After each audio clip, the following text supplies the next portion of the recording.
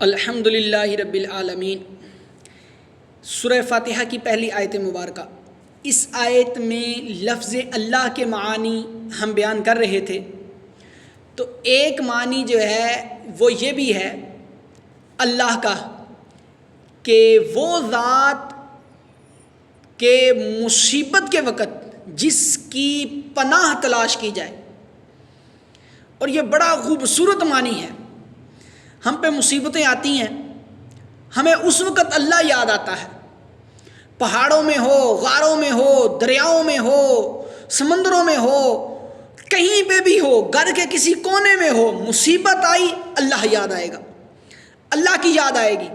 کہا مصیبت کے وقت جس کی پناہ تلاش کی جائے، دنیا میں مصیبت ہو کیسی ہی مصیبت ہو، اور آخرت کی مصیبت میں بھی رب ہی یاد آئے گا، وہاں بھی اللہ کی یاد آئے گی کہ اللہ تبارک و تعالی ہمیں اس مصیبت سے نجات عطا فرمائے۔